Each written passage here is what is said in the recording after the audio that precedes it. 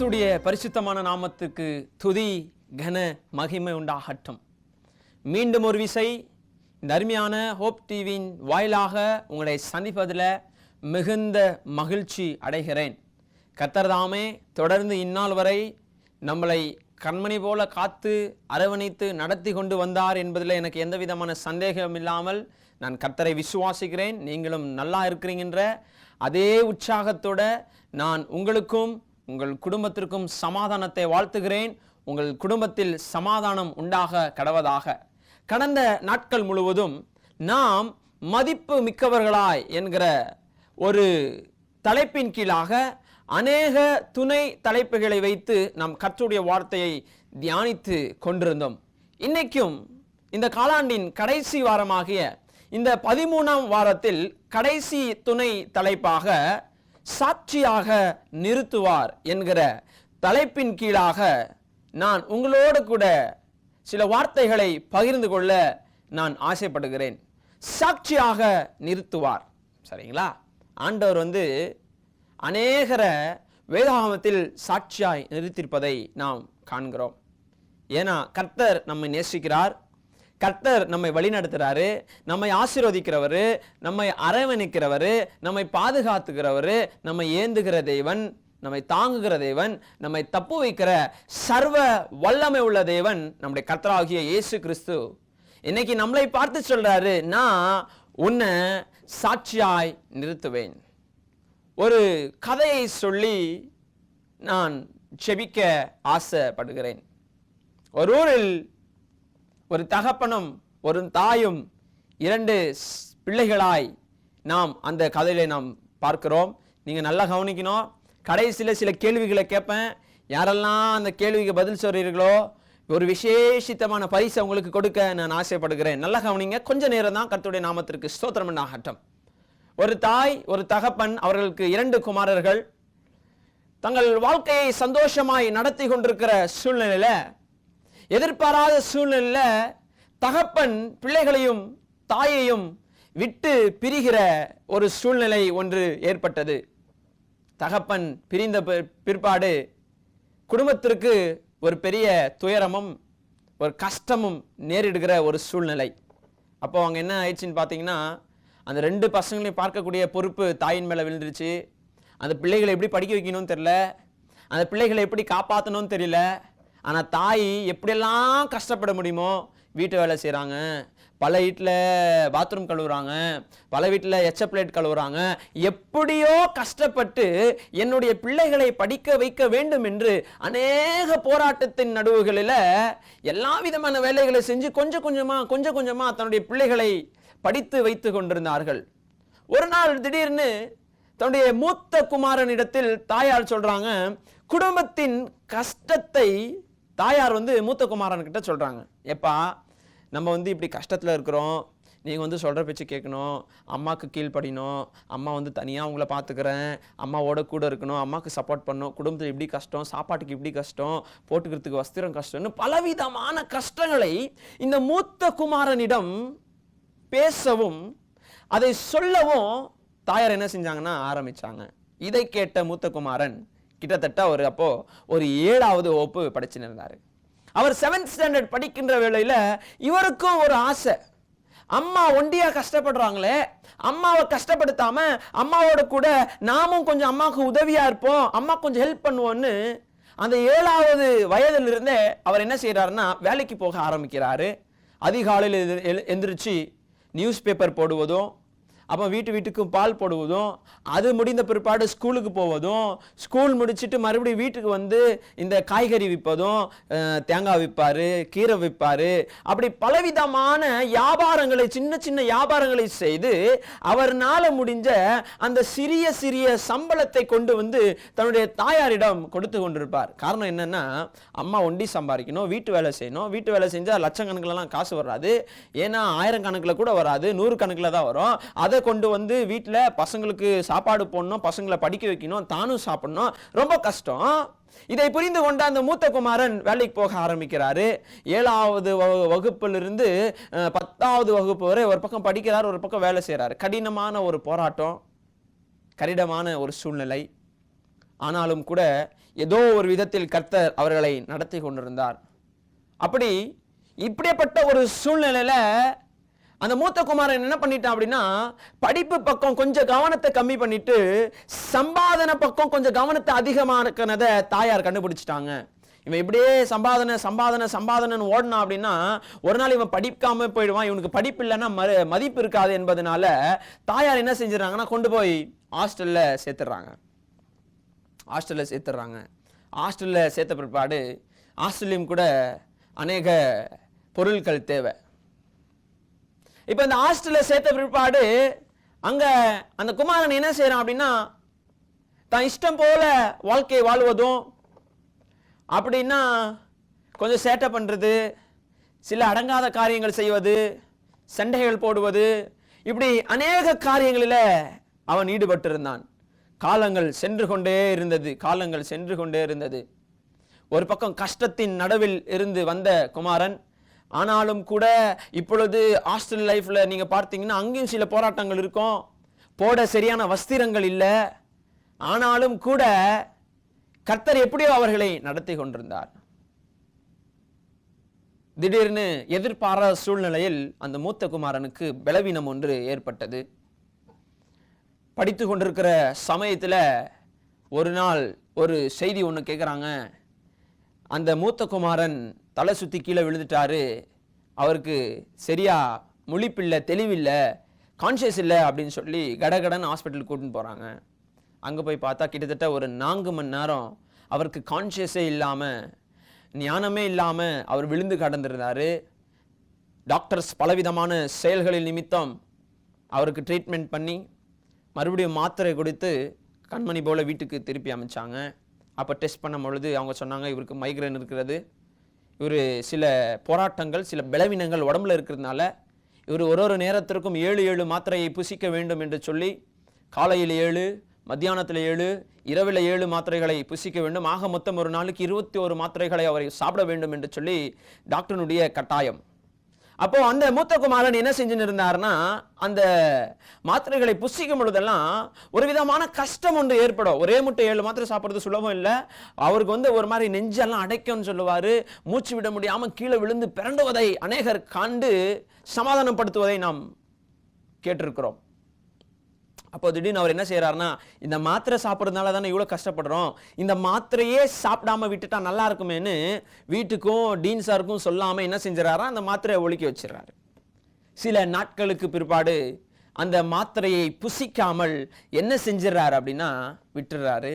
சில நாட்களுக்கு பிற்பாடு மறுபடியும் எதிர்பாராத சூழ்நிலையில் ஒரு பெரிய விபத்து, ஒரு பெரிய அட்டாக் ஒன்று தன்னுடைய பலவீனத்தில், தன்னுடைய சரீரத்தில் ஏற்படுகிறதை நாம் காணுகிறோம். மறுபடியும் என்ன செய்வதுன்னு தெரியாம ஹாஸ்பிட்டலுக்கு நேராய் கொண்டு ஓடுகிறார்கள். அங்கே மருத்துவர்கள் அவர்கள் செய்ய வேண்டிய எல்லா முயற்சிகளை செய்து மருத்துவர்களால் கைவிடப்பட்ட ஒரு சூழ்நிலை. அந்த மூத்த குமாரனுக்கு 24 மணி நேரம் டைம் கொடுத்துட்டாங்க. Just 24 hours. இந்த 24 மணி நேரம் டைம் கொடுத்துட்டு வீட்டில் சொல்றாங்க, அங்கே பிரின்சிபல் யாரெல்லாம் போயிருக்கிறாங்களோ அவங்ககிட்ட சொல்கிறாங்க, நீங்கள் அவங்கவுங்க வீட்டுக்கு ஃபோன் பண்ணி சொல்லிடுங்க, இந்த குமாரன் இன்னும் 24 மணி நேரத்தில் மரிக்க போகிறான்.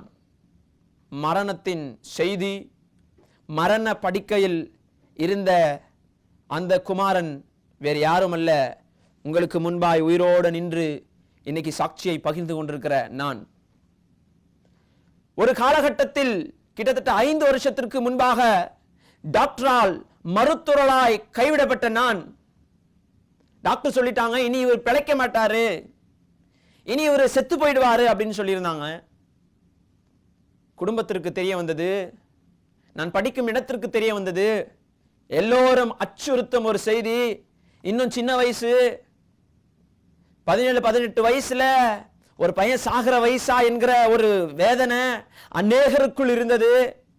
அநேகருடைய ஜெபம் ஆண்டவர் கேட்டாரு. ஆனா நானும் என்னுடைய வாழ்க்கையில் சில இடங்களில் வழி தவறி போனதை கர்த்தர் அறிந்திருந்தார். என் அன்பு தேவஜனமே, அப்படிப்பட்ட சூழ்நிலையில தான்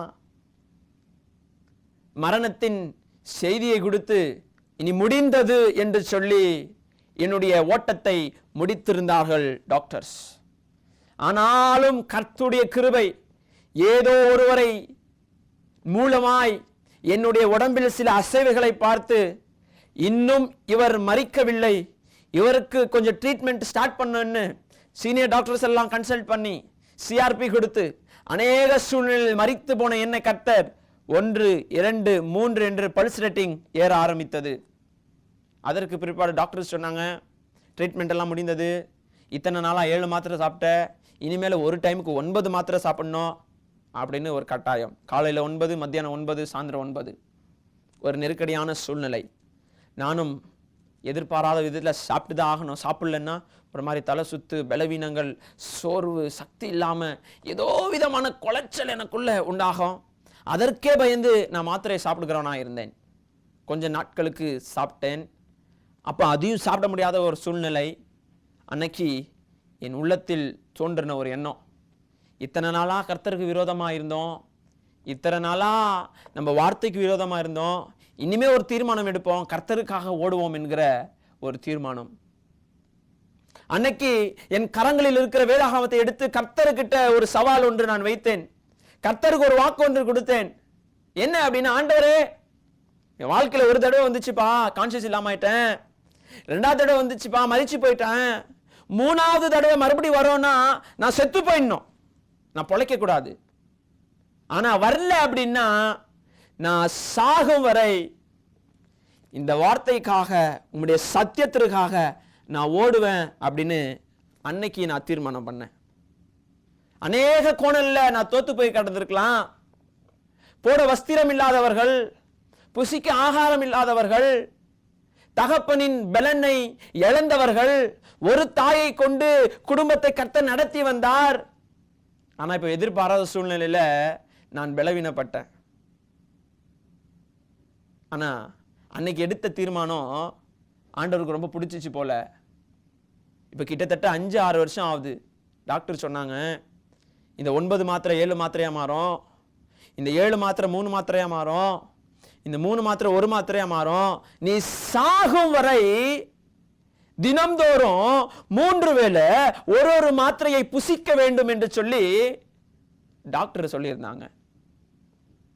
ஆனா நான் அன்னைக்கு எடுத்த தீர்மானம், ஆண்டவரே, இனி நான் மாத்திரை கீத்திரை சாப்பிட மாட்டேன், என்னால மாத்திரை சாப்பிட முடியாது, மாத்திரை சாப்பிட்டா நெஞ்சு நோவுது, மூச்சு விட முடியறதில்ல, நான் ரொம்ப கஷ்டப்படுறேன்ப்பா, அதனால நான் இன்னைக்கு தீர்மானம் பண்றேன், எனக்கு அடுத்து 3வது அட்டாக் வந்துச்சுன்னா நான் மரித்து போயிடணும், அப்படி வரலன்னா நான் உயிரோடு இருக்கும் நாளெல்லாம் உமக்காக சாட்சியாய் நிற்பேன் என்று அன்னைக்கு வாக்கு கொடுத்தேன். இன்னைக்கு வரைக்கும் கிட்டத்தட்ட 5-6 வருஷமாவது கர்த்தருடைய கிருபை நிமித்தம் ஒரு மாத்திரை கூட தலைநோக்கு சாப்பிடாதபடி கர்த்தர் என்ன உயிரோடு வச்சிருக்கிறாரு. அதுதான் கர்த்தர் இன்னைக்கு என்ன உங்க முன்னாடி சாட்சியா நிக்க வச்சிருக்கிறாரு. பாருங்க, நான் உங்களுக்கு பல நாட்களுக்கு முன்பாய் சொல்லிக் கொண்டே இருக்கிறேன், டாக்டர் நம்மை பற்றி படித்தவர், ஆனா கர்த்தர் நம்மை படைச்சவர். படித்தவர் சொல்றதை பார்த்து நீங்க கலங்கி போவாதீங்க. படைச்சவர் உன்னையும் என்னை பார்த்து என்ன சொல்றாரு.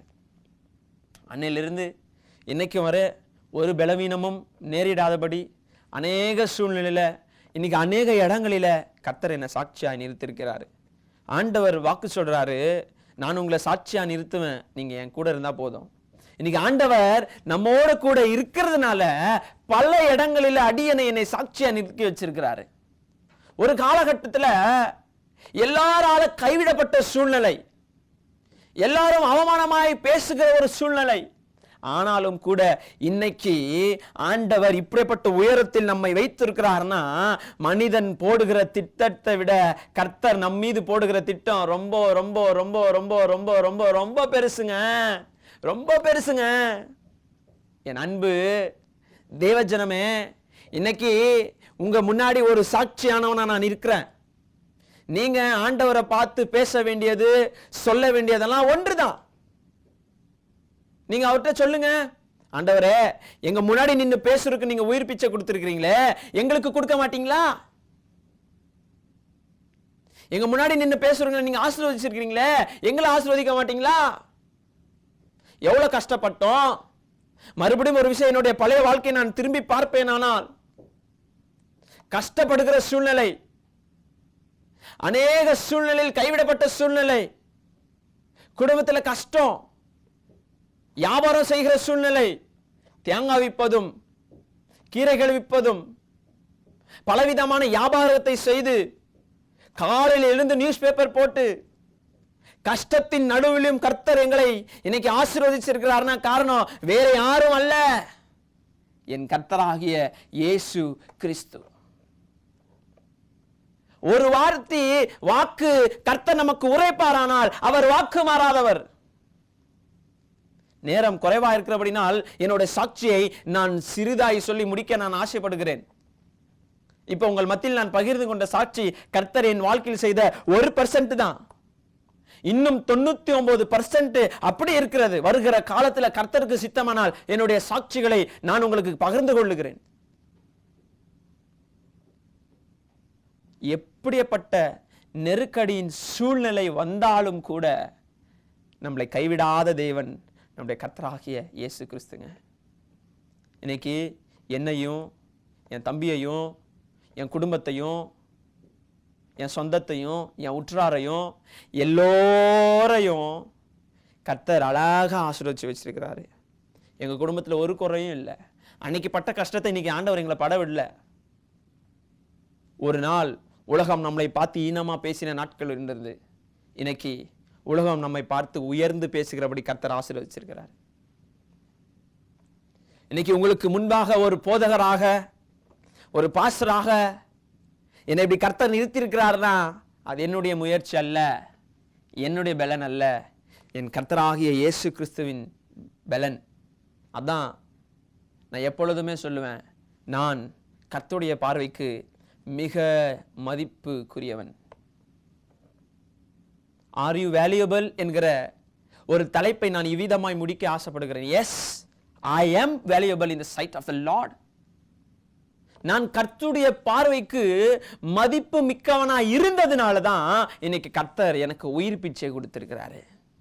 நான் கர்த்தருடைய பார்வைக்கு மதிப்பு மிக்கவனா இருந்ததுனால தான் எனக்கு என்ன இவ்வளவு சுகமாய் இவ்வளவு ஆசீர்வாதமா வச்சிருக்கிறாரு. உலகம் கைவிடலாம், உறவு கைவிடலாம், ஊர் கைவிடலாம், ஏன் உன் உள்ளம் கூட உன்னை கைவிடலாம். ஆனா உன்னதர் என்று ஒருவர் இருக்கிறாரு, உன்னை கைவிடாத நேசரு, உன்னை பாதுகாக்கிற நேசரு, உன்னை ஆசீர்வதிக்கிற நேசரு, உன்னை கரம் பிடிக்கிற நேசரு, உன்னை உயர்த்துகிற நேசரு, உன்னை கண்மணி மேல் வைக்கிற நேசரு, ஒரு போதும் உன்னை கைவிடாம எப்பொழுதும் உன்னை ஆசீர்வதிக்கிற ஒரே ஒரு தேவன் நம்முடைய கர்த்தராகிய இயேசு கிறிஸ்து தான். நம்முடைய கர்த்தராகிய இயேசு கிறிஸ்து தான்.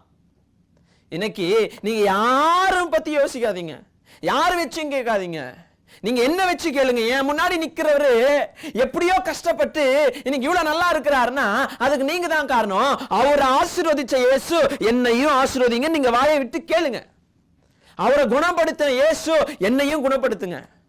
அவரை உயர்த்தின இயேசு என்னையும் உயர்த்துங்க. பலவிதமான கோணல்ல அவமானத்தோட வாழ்ந்து கொண்டிருக்கிறீங்களா? பிரச்சனையோட வாழ்ந்து கொண்டிருக்கிறீங்களா? வியாதியில வாழ்ந்து கொண்டிருக்கிறீங்களா? பொறாமையில வாழ்ந்து கொண்டிருக்கிறீர்களா? எப்படிப்பட்ட சூழ்நிலையில் இருந்தாலும் சகல காரியத்தையும் கர்த்தருடைய கரங்களில் ஒப்பு கொடுப்பீர்களானால் அவருடைய கரம் எல்லா விதத்திலும் உன்னை அழகாய் அப்படியே மேல தூக்கிடும். அப்பா கையில உங்களை ஒப்பு கொடுத்துருங்க. அப்பா கையில ஒப்பு கொடுத்துருங்க. உலகம் உன்னை பார்த்து என்ன சொன்னாலும் நீ கவலைப்படாத. உன்னதர் உன்னை பார்த்து என்ன சொல்றாரு? ஒரு நாள் உலகம் என்னையும் பார்த்து சொல்லிச்சு, இவன்லாம் ஒரு ஆளா? இவனால முடியுமா? இவன்லாம் பாஸ்டர் படிச்சிருவானா? இவன்லாம் பாஸ்டரா வந்துருவானா? இவன்லாம் அதுக்கு லாக்கியா அப்படின்னு சொன்ன நாட்கள் உண்டு. ஆனா இன்னைக்கு நான் சொல்றேன், அத்தனை பேருடைய வாயை அடைக்கும்படி கர்த்தர் உங்க முன்னாடி என்ன சாட்சியா நிறுத்தலையா? இவன்லாம் பாஸ்டருக்கு லாக்கியான்னு சொன்னாங்க, இன்னைக்கு கர்த்தர் என்ன பாஸ்டரா நிக்க வைக்கலையா? இவெல்லாம் பாஸ்டர் படிச்சிருவானான்னு சொன்னாங்க, இன்னைக்கு நான் படிச்சு முன்னு வரலையா? இவெல்லாம் உயர்வானான்னு சொன்னாங்க, என்ன கர்த்தர் ஒரு உயரத்துல வைக்கலையா? நீ எங்க போனாலும் கையேந்தி வரணும்னு சொன்னவங்க முன்னாடி கூட கர்த்தர் இன்னைக்கு அவர்களுக்கு கொடுக்கும்படி நம்மை கர்த்தர் ஆசீர்வதிச்சிருக்கிறாரு. காரணம் வேற எதுவும் இல்லைங்க, நாம் கர்த்தருடைய பார்வைக்கு மிக மதிப்பு மிக்கவர்கள். We are so valuable in sight of the Lord. அதனால தான் நம்மளை மன்னித்து நம்மை ஆசீர்வதித்து நம்மளை பாதுகாத்து கொண்டிருக்கிறார். ஒரு சின்ன கதை ஒன்று சொல்கிறேங்க. ஒரு வயலின் வாசிக்கிறவர் வயலினை ரொம்ப இஷ்டப்பட்டு வாசித்து கொண்டிருந்தாராம். திடீர்னு அவர் மறிக்கக்கூடிய ஒரு தருவாய், செத்து போயிட்டார். அப்போது அவர் செத்த பண்ண பிற்பாடு வீட்டில் வயலின் வாசிக்கிறீங்க யாரும் இல்லை. அந்த வயலினை எடுத்து ஒரு ஸ்டோர் ரூமில் போட்டு வச்சுருந்தாங்க. ஒரு நாள் பிள்ளைகளெல்லாம் வீட்டை சுத்தம் செய்ய வேண்டும் என்று சொல்லி அந்த வீடை எல்லாம் சுத்தம் செய்து கொண்டிருக்கும் பொழுது இந்த வயலினை பார்க்குறாங்க. பார்த்தா ரொம்ப பழமையான வயலின், அந்த ஸ்ட்ரிங்ஸ் எல்லாம் தொங்கி போய் கிடக்கிறது. அதை வாசிக்க கூட முடியாத சூழ்நிலை.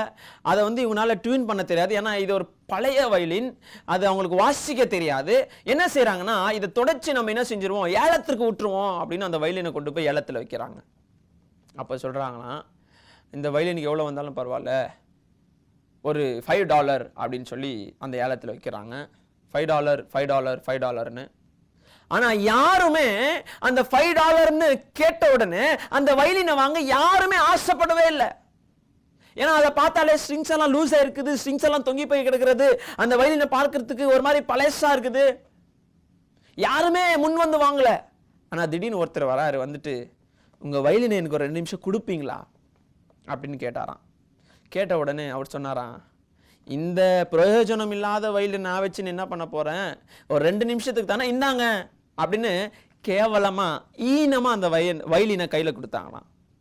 அப்போ அவரு தன்னுடைய ஞானத்தை யூஸ் பண்ணி அதெல்லாம் ட்வீன் பண்ணி அதே இடத்துல இருந்து அதை நின்று வாசிக்க ஆரம்பிக்கிறாரு.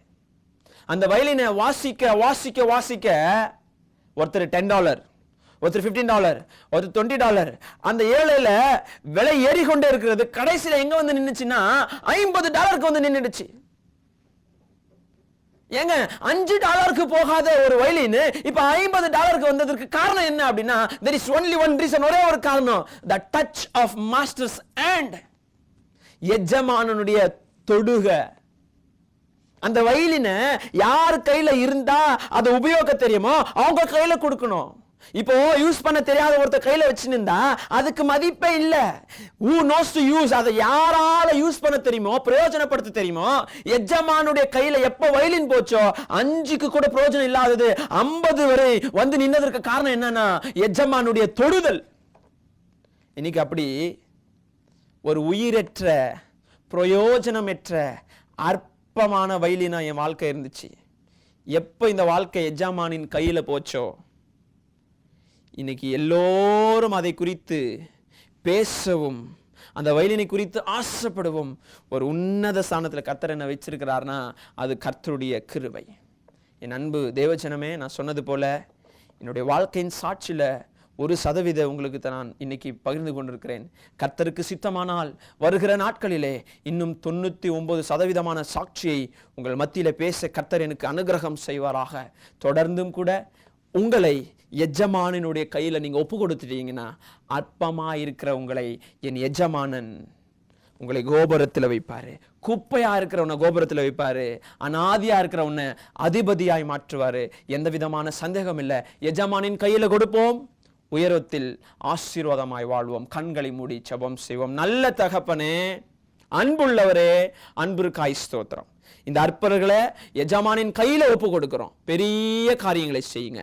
இயேசுவின் நாமத்தில் ஜெபிக்கிறோம் நல்ல பிதாவே, ஆமென். என் ஆத்துமாவே கர்த்தரை ஸ்தோத்திரி, என் முழு உள்ளமே அவருடைய பரிசுத்த நாமத்தை ஸ்தோத்திரி. என் ஆத்துமாவே கர்த்தரை ஸ்தோத்திரி, கர்த்தர் செய்த சகல உபகாரங்களையும் மறவாதே. ஆமென், ஆமென். Praise the lord. கர்த்தர் உங்களை ஆசீர்வதிப்பாராக. Praise the lord. God bless you.